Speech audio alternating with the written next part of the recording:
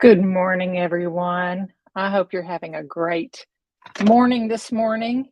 I'm hoping Rodney is going to join us soon. We had some technical mix ups this morning, and I'm not sure whether or not we were sent two links to StreamYard. And frankly, I'm not sure I'm on the right one. So I'm hoping Rodney is going to find me, and we'll be having a show this morning. So Carrie, good to see you. AC, good to see you this morning. Thank you so much for joining us on the This Way Network for the chat session. And it looks like it's going to be me chatting with you, and hopefully you chatting with me. I would love to field some of your questions. Good morning, Jacqueline. So glad you're on here too. Uh, we did have a guest scheduled for this morning, but our guest, let me move some of that light right there. Our guest had to cancel for this week because something came up for her that was critical. And so we're hoping to have her on maybe sometime in October. But for right now, since that kind of left us without a guest this morning, we just decided we were going to give you some updates on previous guests that we've had. So I'm really looking forward to telling you about some of those. For one thing, you remember we had on Emily Jones, who was with Moms for Liberty. They have really been fighting the good fight here in Alabama, meeting and getting some things done in the legislature. And right now, they're getting ready to have a clay shoot to raise money to do even more. So if you're interested in that, let me know. I've never been to a clay shoot before. I've actually watched one on TV before. I thought it was fascinating, and I would love to try my hand at it, but I have a feeling I would be really awful at that, like wasting a lot of ammunition just trying to find something. So, but anyway, we're really, really excited about what's going on with Moms for Liberty and uh, and what Emily is doing. So, Emily, shout out to you uh, for all the great work you're doing there. We really appreciate you. And now, Kay Carl, we haven't had him on in a while, and we need to have him back. The last thing I heard from Kay Carl, he's been traveling literally all over the country. He has been in high demand as a speaker for different groups, talking about his core message, which is, um, being a Frederick Douglass Republican, what that means, what it really means to be conservative, and going into schools and taking the children who are actually struggling the most and giving them the opportunity to do something that is worthwhile and life-changing, like robotics, for instance. And having them find out that they can do that when maybe they came from thinking they couldn't is just tremendous. It's really wonderful. Anyway, we also have, I want to give you an update on Aaron Schwartzbart. Now, this was one of the guests that we had. You remember him. He's with Motor Gospel Sports. And I found out that Aaron is going to a Christian film conference this week, and he is looking for support for a project that he's doing that will advance the ministry for the kingdom of God. So I want to ask all of you, would you please, please pray for favor for Aaron this week, that God would give him that support that he needs and wants for the ministry. I am super excited. I can't give you all the details because I promised I wouldn't, but I'm super excited about what he's doing. And I would really, really appreciate your prayers for him. And if you're willing to pray for him, would you please say so in the comments? I would love to be able to tell him that some of you committed to pray for him. That would be great. Also, remember our guest Tracy, who is FBI Unicorn. And her last video that she posted is about God not being late. I hope you'll go over and check out her channel. There is a lot of really good videos on there, testimonies that are just riveting, and she does a great job presenting them. And the last one was from, I think her name is Miriam. I hope I got that right. But anyway, it was a great testimony about God not being late. There's another one from a man who, for all his life, served the Lord. Tracy got that testimony recorded from him in March. And I want y'all to know he passed away this summer. And now he is with the Lord and with his wife that he missed so much. But his testimony is really something to hear. I hope you will go and watch it. Carrie, thank you so much for saying that you'd pray for Aaron. I know he's going to appreciate that. So, there's also some other videos on Tracy's FBI Unicorn channel, one about alcoholism that is very, very good, another one about bitterness, infertility. There are all sorts of topics. And all of these, I think, would be beneficial to anyone who is struggling with these things. And we all know someone who is struggling. So go on over to her channel, check out and see if some of the topics that are there, if there's one that leaps out at you and you say to yourself, I'm struggling with that. Or maybe you know someone who is struggling with that, and you can send this to them as an encouragement today and as a witness and a testimony to remind them that God does see them and that He is at work, even if they can't see it at the moment, and that He will not abandon them and leave them alone. That would be a tremendous thing to do. You remember Dave and Rhonda Stewart, who came here to Huntsville, and I took them to the Space and Rocket Center here, and we had some video that we shared with you, and we had Dave and Rhonda on about their channel, which is called Going Somewhere Together. Their last two videos, they were in Chattanooga at Ruby Falls. And y'all, they have some really inspiring videos. And I say inspiring because Dave and Rhonda, they're retirement age, but they go to all these different places and they look for places to ride their bicycles. And they do some pretty long rides. So just to know that they can, a lot of people, when we get older and into retirement, a lot of times we're not doing things like that. So it's really inspiring to see someone do that. Thank you, Jacqueline, for saying that you will pray for these ministries, that God will bless them. Really, really appreciate that. Good day, EU. We're glad to have you here too. Carrie had said she would pray, and I really appreciate that. And Carrie says they miss us, Nina. They must be coming back to Alabama. I hope so, because they actually got, I think, all the way up to Minnesota or Michigan for a little while. And now they're back here in the South. I hope they like it enough to stick around, actually. But Chattanooga is a really, really beautiful area. If you've never been there before, there's a river, lots of mountains, bluffs. It is gorgeous up there. And speaking of Chattanooga, I want to give a shout out to my friend Dana DeBartolathan. She just completed an Ironman triathlon. I don't know if y'all are familiar with that or not, but in an Ironman triathlon, and I don't have all the, the statistics about it, but I do know there's 3 legs to the race. The first one is swimming, and I don't know how far they swim, but they're in the water for a while, at least over an hour. It takes them to swim the distance they've got to go. And then immediately they get on a bicycle and they ride a prescribed course. And that too is quite a bit of time. And then they run a marathon. Now you know why they're called an Ironman. And my friend, Dana DeBartolathan, completed an Ironman triathlon.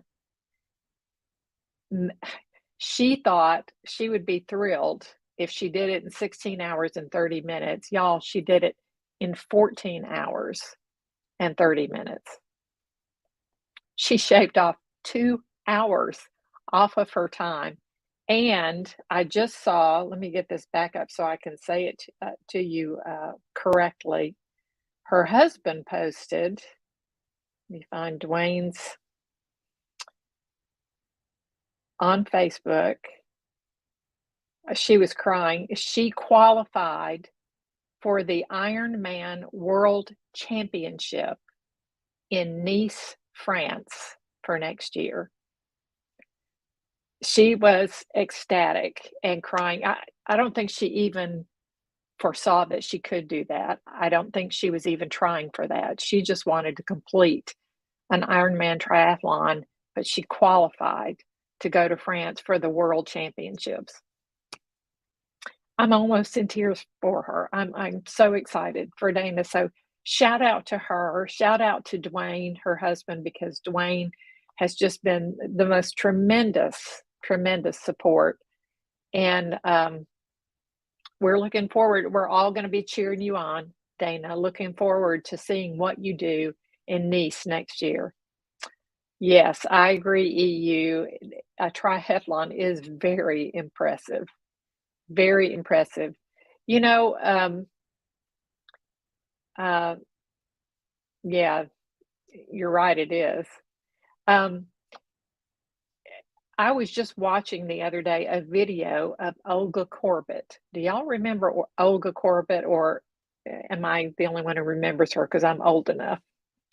So Olga Corbett was a gymnast, and up until Olga Corbett came on the scene, I think it was 1972, the 1972 Olympics. That's when most of us became aware of her.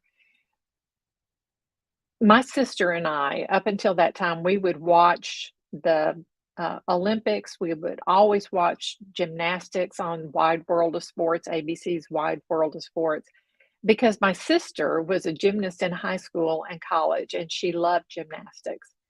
So up until then, most of the emphasis in women's gymnastics was not on athleticism, it was on style and grace. It was like doing dance moves almost, lots of dance moves with a little bit of tumbling thrown in. Olga Corbett comes along and she raised the bar so high. I don't think women even understood what they were capable of until they watched Olga Corbett. That literally, her performance in the 1972 Olympics literally changed the future of women's gymnastics because she was that good. If you haven't ever seen her before, I'm glad you remember, Carrie. If you haven't seen her before, go look her up. Go look up the 1972 Olympics, Olga Corbett, OLGA, last name Korbut. You've got to see her performance. As a matter of fact, there was some moves that she did in that performance, and she did them flawlessly, I might add, and they have since been banned from gymnastics as being too dangerous for women to try.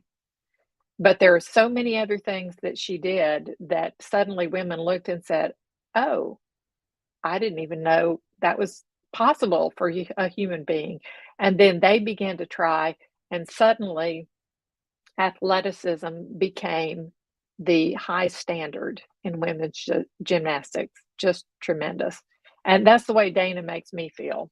You know, Dana in her Ironman efforts, letting us know what is possible, and maybe letting herself know what is possible too. Just tremendous.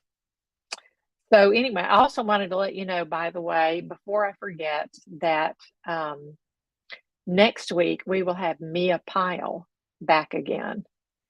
And you remember Mia was on last week, I guess it was, and we'd had her on once before that, but we were talking about spirituality and mental health.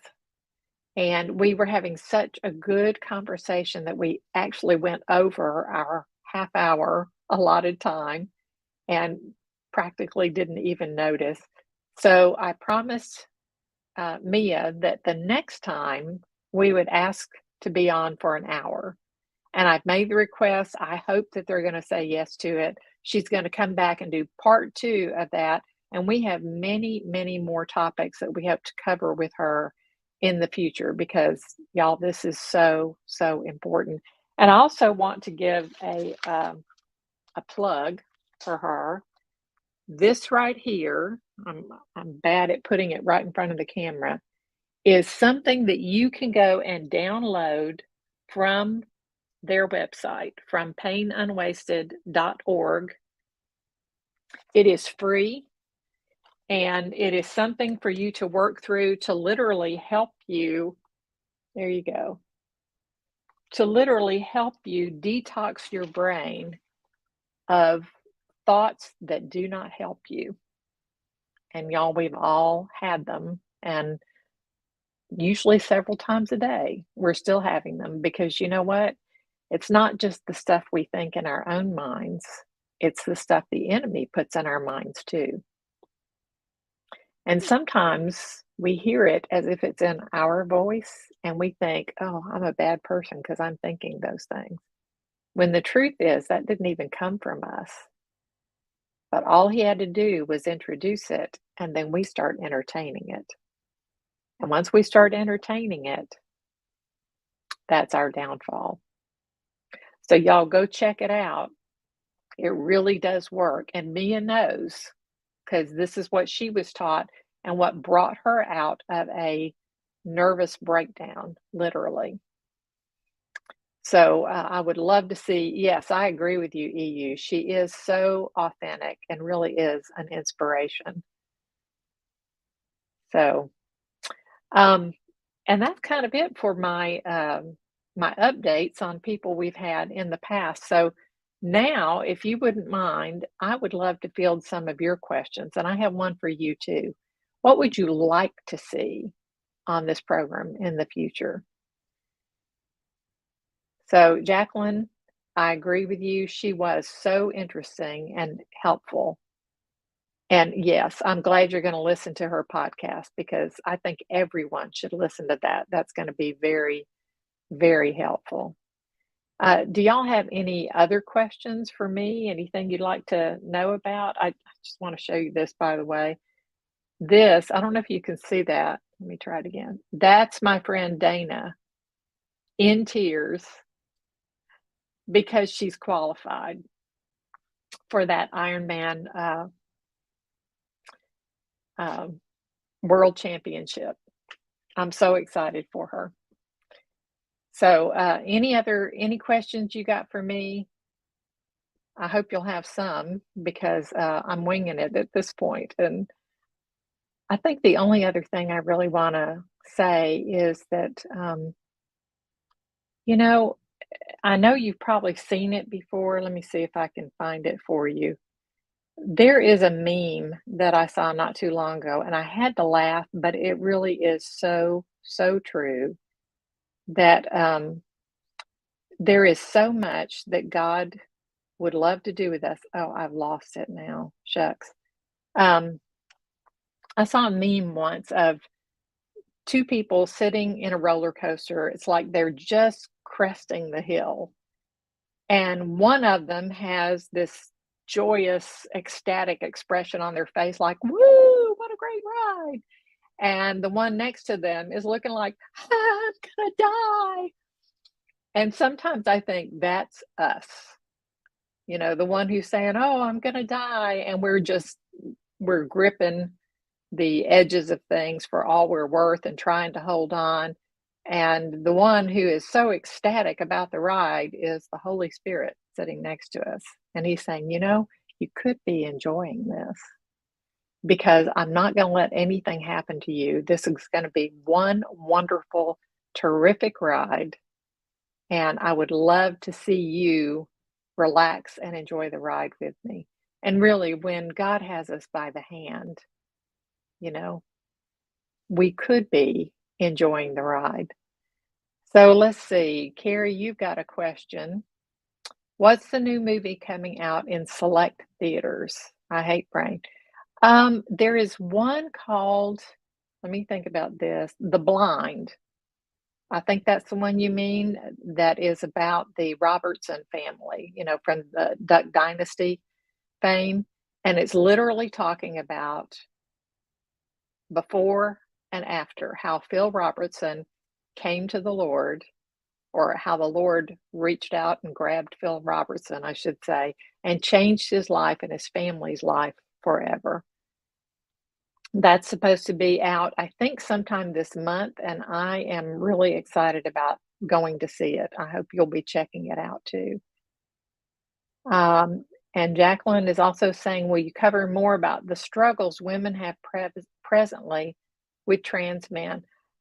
Jacqueline, would you clarify what you're saying about that? Are you talking about in public areas where women are having to share women's spaces with trans men who I think they would probably say they're trans women, but they're men?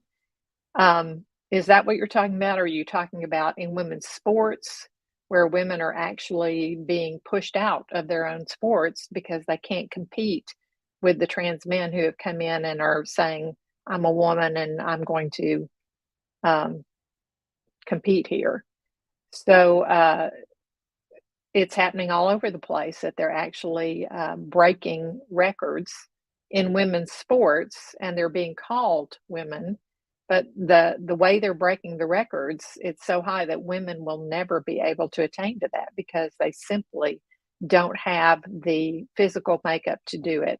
Now, some of these, like we could point out, there was one particular swimmer who competed against a woman, and the woman actually tied him, but he was not one of the more excellent male swimmers.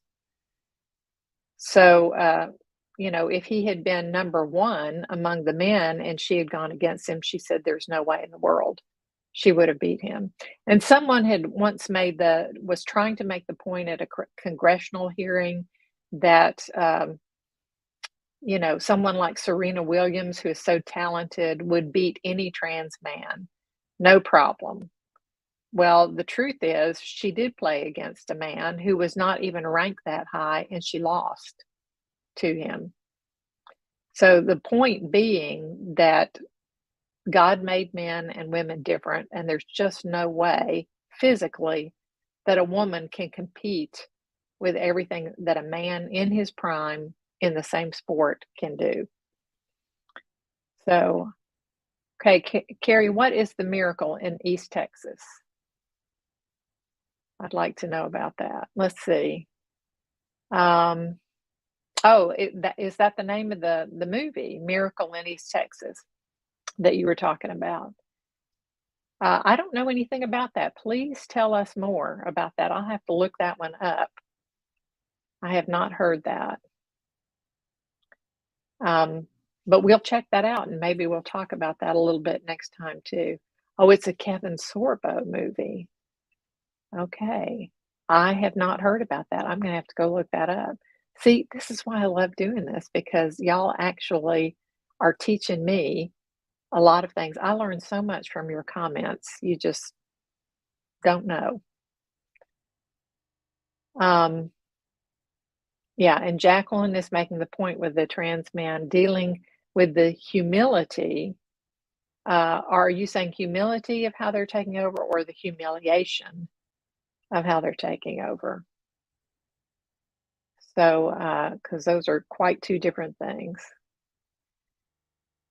Well, if it's going to be in Huntsville, then Carrie, I'm going to go look for it and watch that Miracle in East Texas with Kevin Sorbo. So if y'all haven't checked that out, if it's not in your town, then then ask for it. That's one thing we learned with what was that other movie recently that I watched? And oh goodness, I forgot the name of it, but it was the one about human trafficking, the trafficking of children. Um,